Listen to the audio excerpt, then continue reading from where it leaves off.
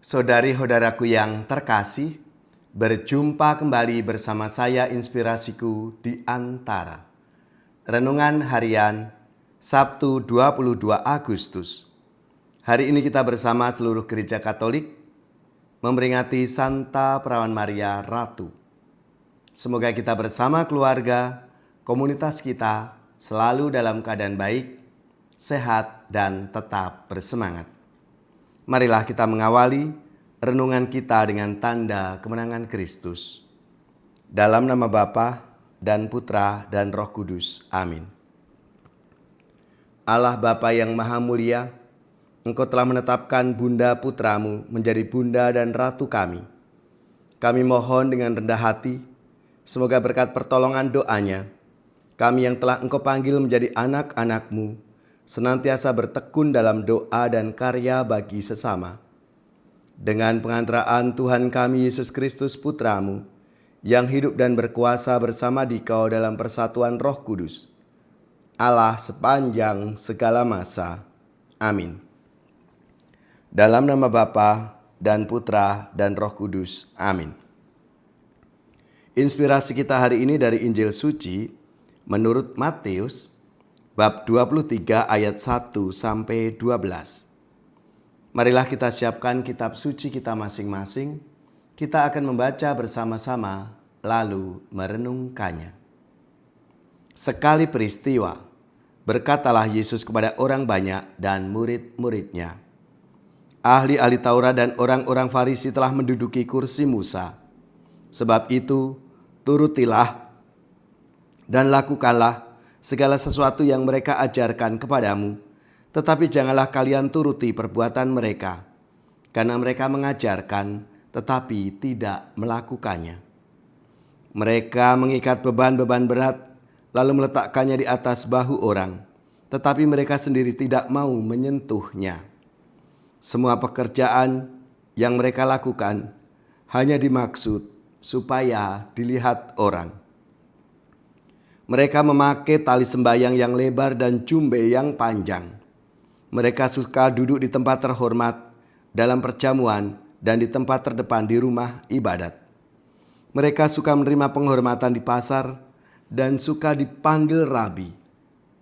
Tetapi kalian, janganlah kalian suka disebut rabi, karena hanya satulah rabimu dan kalian semua adalah saudara. Dan janganlah kalian menyebut siapapun bapa di bumi ini, karena hanya satu Bapamu, yaitu Dia yang di surga. Janganlah pula kalian disebut pemimpin, karena hanya satu pemimpinmu, yaitu Kristus. Siapapun yang terbesar di antaramu, hendaklah ia menjadi pelayanmu. Barang siapa meninggikan diri, akan direndahkan, dan barang siapa merendahkan diri, akan ditinggikan. Demikianlah sabda Tuhan. Terpujilah Kristus.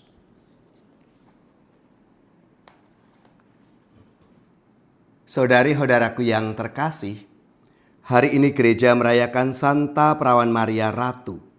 Selamat dan profisiat untuk gereja, paroki, atau lembaga-lembaga yang pesta nama Santa Perawan Maria Ratu. Semoga semangat dan spirit Bunda Maria menjadi inspirasi dalam hidup dan karya pelayanan kita semua. Gelar Ratu bagi Maria bukanlah karena ia mengejar kehormatan, kedudukan atau kuasa. Maria adalah Ratu karena ia adalah hamba Tuhan yang rendah hati, yang seluruh hidupnya diarahkan kepada Allah dan kepada pelayanan bagi sesama. Dalam sabda Tuhan hari ini, Yesus berbicara dengan sangat tegas mengenai para ahli Taurat dan orang Farisi. Mereka mengajarkan hukum Tuhan. Tapi Yesus mengingatkan bahwa hidup mereka jangan sampai hanya berhenti pada kata-kata. Mereka suka tempat terhormat, suka dipuji dan dihormati. Karena itu Yesus berkata, barang siapa terbesar di antara kamu, hendaklah ia menjadi pelayanmu. Inilah jalan yang sangat berbeda dari cara dunia memahami kebesaran. Dunia sering mengatakan semakin tinggi kedudukan kita, semakin banyak orang harus melayani kita. Tapi justru Yesus mengajarkan semakin besar tanggung jawab kita, semakin besar pula kerelaan kita untuk melayani. Maria adalah contoh nyata dari ajaran Yesus ini. Maria menerima panggilan Allah bukan dengan mencari keuntungan bagi dirinya. Ketika malaikat menyampaikan kabar bahwa ia akan menjadi ibu sang juru selamat, Maria menjawab dengan kerendahan hati, "Sesungguhnya aku ini hamba Tuhan." Perhatikan kata hamba. Maria tidak berkata, "Aku akan menjadi orang penting." Ia tidak mencari kehormatan. Ia menyerahkan dirinya kepada kehendak Allah.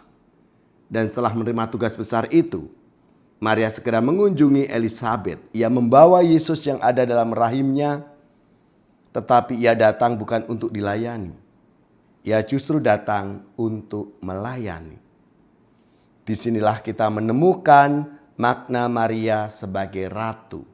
Maria adalah ratu yang melayani. Kebesarannya tidak terletak pada mahkota, tapi pada kerendahan hati.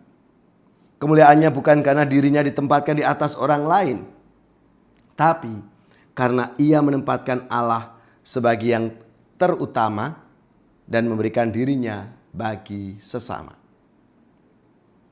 Peringatan Maria Ratu juga menjadi cermin bagi hidup kita.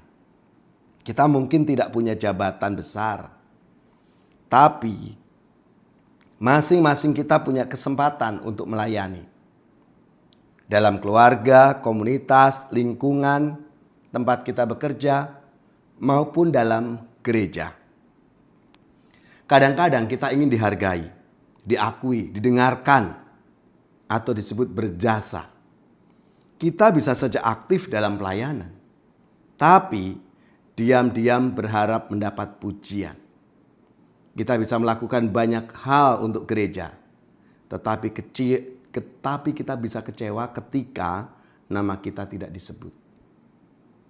Nah, sabda Tuhan hari ini mengingatkan kita, pelayanan bukanlah tempat untuk mencari kehormatan, melainkan tempat untuk memberikan diri. Maria mengajarkan bahwa orang yang sungguh besar di hadapan Allah adalah orang yang mampu berkata, "Tuhan, gunakan hidupku ini untuk kehendak-Mu." Maka marilah kita belajar dari Bunda Maria. Ketika kita percaya menjadi pemimpin, jadilah pemimpin yang melayani. Ketika kita menjadi orang tua, jadilah orang tua yang melayani keluarga dengan kasih. Ketika kita terlibat dalam pelayanan gereja, jangan mencari kedudukan, tapi carilah kesempatan untuk menjadi berkat bagi orang lain. Dan ketika kita merasa tidak dihargai, ingatlah Bunda Maria. Ia tidak membutuhkan pengakuan manusia untuk tetap setia kepada Allah. Maria Ratu mengajarkan kepada kita untuk rendah hati ketika dihormati, tetap setia ketika tidak dihargai, dan tetap melayani meskipun tidak mendapat pujian. Semoga melalui teladan Bunda Maria, kita semakin memahami sabda Tuhan Yesus hari ini. Barang siapa terbesar di antara kamu, hendaklah ia menjadi pelayan. Mari kita menjadi pelayan-pelayan Tuhan dalam hidup kita.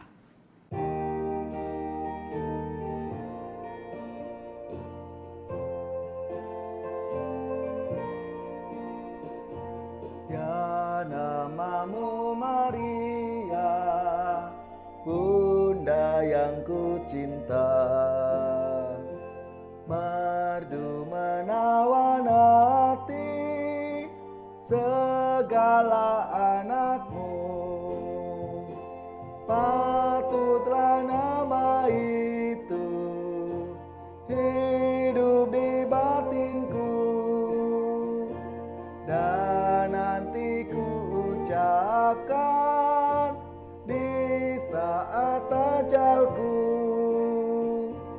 Ya nama yang keramat, perisai hidupku.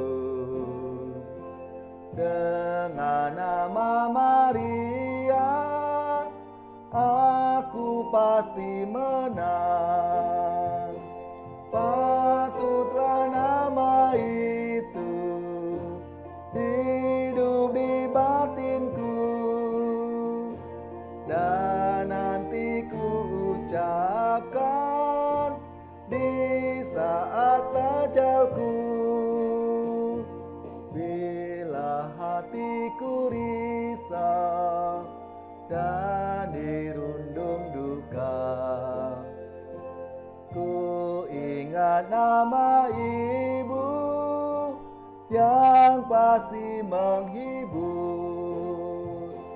Patutlah nama itu hidup di batinku, dan nanti ku ucapkan di saat ajalku. Saudari-saudaraku yang terkasih, marilah kita mengakhiri renungan kita dengan mohon berkat Tuhan, dan kita akan menerima tugas berutusan. Semoga saudari-saudara sekalian, keluarga-keluarga dan komunitas kita, orang-orang yang kita doakan, seluruh tugas, belajar, pekerjaan, usaha serta karya pelayanan kita dibimbing, dilindungi dan diberkati oleh Allah yang Maha Kuasa, Bapa dan Putra dan Roh Kudus. Amin.